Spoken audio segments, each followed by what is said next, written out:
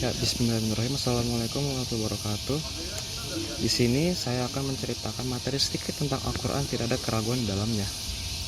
Surah Al-Baqarah disebut dengan Fusatul Al-Quran, puncak Al-Quran, karena memuat beberapa hukum yang tidak disebutkan dalam surat lain. Dinamai juga surat Alif Lam Mim, karena surah ini dimulai dengan Alif Lam Mim. Setelah mengawali surat ini dengan Alif Lam Mim, Allah Ta'ala langsung menegaskan bahwa Al-Quran merupakan kitab yang sempurna dan tidak ada keraguan padanya. Al-Quran merupakan kitab suci terakhir yang diwahyukan Allah kepada Nabi Muhammad SAW melalui perantara malaikat Jibril. Al-Quran menjadi penyempurna dari kitab-kitab sebelumnya dan disebutkan dalam surah Al-Baqarah ayat 2 yang bersuara A'udzubillahi minasyaitonirrajim Bismillahirrahmanirrahim. Zalikal kitabul la raiba fihi hudal lil muttaqin. Shadaqallahul adzim. Yang artinya, kitab Al-Quran ini tidak ada keraguan padanya, petunjuk bagi mereka yang bertakwa.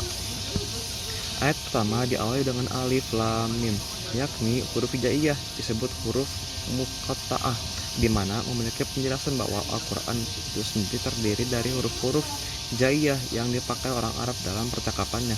Ayat ini merupakan ayat tantangan bagi orang Arab untuk membuat ayat yang dapat menandingi Al-Quran. Dengan menggunakan huruf-huruf hijaiyah yang sama, mereka menggunakan tiap hari. Allah menantang orang-orang Quraisy yang pandai membuat syair untuk menyusun ayat yang dapat menandingi Al-Quran.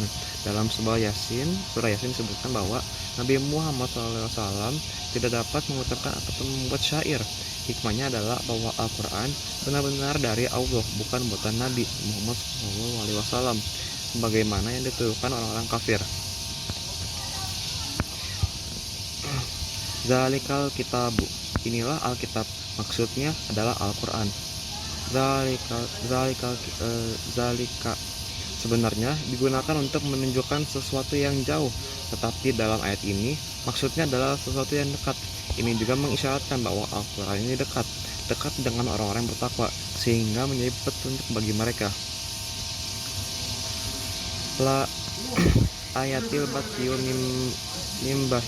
mimbaini yadi wala min kafi tanzilun min hakimin hamid. Tidak ada keraguan dalamnya, yaitu tidak ada keraguan sedikit pun akan kebenaran Al-Quran ini sesuai dengan firman-Nya yang tidak ada kepadanya. Al-Quran kebatilan baik dari depan maupun dari belakangnya, yang diturunkan dari Rob yang Maha Bijaksana, yang lagi terpuji. Quran surat Al-Fussilat ayat 42.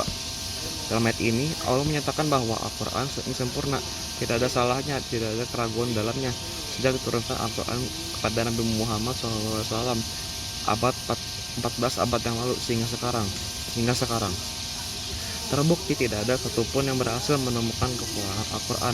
Berbeda dengan buku yang ditulis oleh manusia, pasti penulis mengakui kekurangan karyanya, dan seringkali dalamnya kata pengantar bukunya memohon kepada para pembaca untuk memberikan masukan guna kelengkapan dan kesempurnaan buku tersebut. Ayat di atas juga menjadi penyebab Islam seorang Nasrani yang di kemudian hari menjadi orang Muslim yang baik, bahkan menjadi salah satu dai yang selalu membela ajaran-ajaran Islam di tengah-tengah masyarakat. Dalam tafsir ringkas Kemendag dijelaskan bahwa Al-Quran adalah kitab sempurna dan penuh keagungan.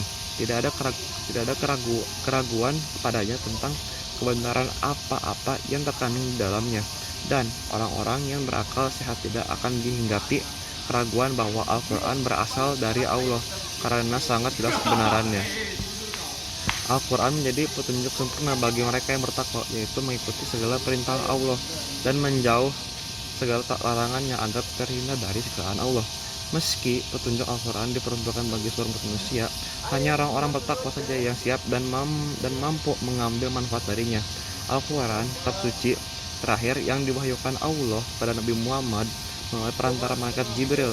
Sejak awal kehadirannya di tengah masyarakat Arab dahili diragukan, diasingkan, dan dianggap sebagai mantra-mantra sihir yang diucapkan oleh Nabi Muhammad. Suatu ketika, para pemuda Quraisy sepakat untuk mengutus Abu Walid, seorang sastrawan Arab yang tiada tanding tiada banding, untuk menghadap Nabi Muhammad dengan tujuan agar beliau meninggalkan dakwah menyuruh ajaran Islam dengan kompensasi diberi kedudukan, harta, dan apa yang diinginkannya. Setelah menyimak penuturan Abul Walid, Rasulullah kemudian membacakan surat Fussilat dari awal hingga akhir. Abul Walid takjub penuh kagum mendengar ayat-ayat yang dibacakan Rasulullah tersebut. Ia termenung beberapa saat menghayati keindahan gaya bahasa serta susunan Al-Quran. Kemudian, ia pun kembali ke kaumnya tanpa sepatah kata apapun yang diucapkan kepada Rasulullah. Setibanya di kaumnya, Abul Walid segera menyampaikan kepada mereka akan keterpersonaan yang terhadap ayat-ayat suci Al-Quran. Dia katakan kepada kaumnya bahwa Al-Quran bukanlah syair, bukanlah mantra mendarsir. Lainnya, bagaikan pohon yang rindang, akarnya menghujam kuat ke tanah, gaya bahasa yang sangat indah, susunan kalimat yang sangat memukau. Ia bukan kata-kata manusia, dan ia tidak mungkin ditandingi oleh syair manapun.